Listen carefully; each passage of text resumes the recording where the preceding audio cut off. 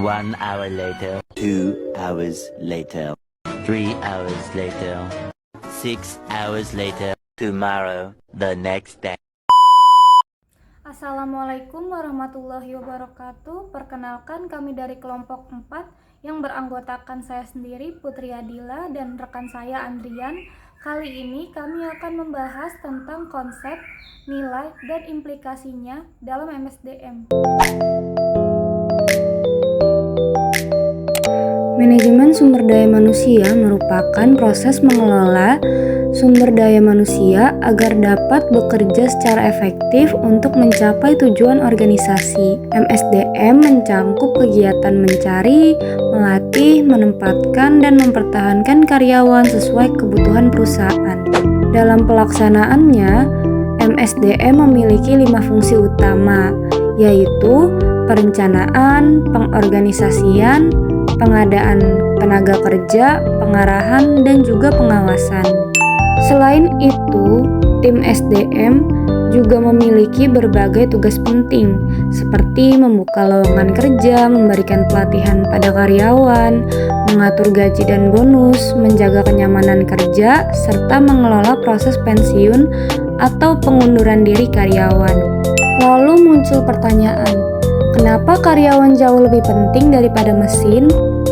Karena di era sekarang, keberhasilan organisasi tidak lagi hanya ditentukan oleh modal atau mesin, tetapi juga oleh kualitas sumber daya manusianya.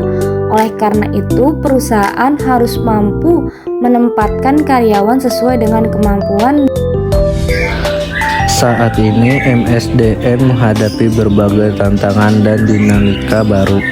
Salah satunya adalah munculnya pekerjaan basis pengetahuan atau knowledge works yang lebih mengandalkan kemampuan berpikir dan inovasi.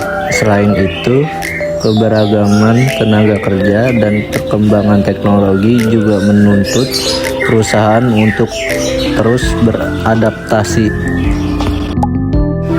Salah satu strategi yang dapat diterapkan adalah pemberdayaan karyawan dengan memberikan kesempatan kepada karyawan untuk berpartisipasi dalam pengembalian keputusan. Mereka dapat menjadi lebih kreatif, fleksibel, dan produktif dalam bekerja. Strategi SDM juga berperan sebagai penghubung antara tujuan bisnis perusahaan dengan kemampuan karyawan. Melalui pengelolaan sumber daya manusia yang baik, perusahaan dapat mempersiapkan karyawan agar mampu mendukung pencapaian target organisasi. Sebagai contoh, dalam proses transformasi digital sering ditemukan pekerjaan senior yang kesulitan beradaptasi dengan teknologi, sementara pekerjaan muda merasa terkekang oleh sistem yang terlalu kaku.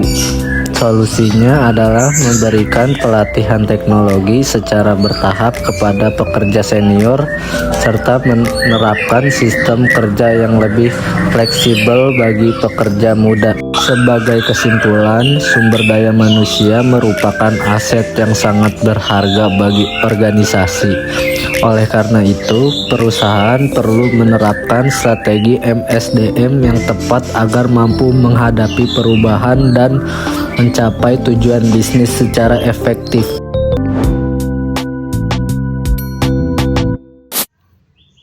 Sekian dari kelompok kami, kurang lebihnya mohon maaf. Wassalamualaikum warahmatullahi wabarakatuh. I just had to let you know you're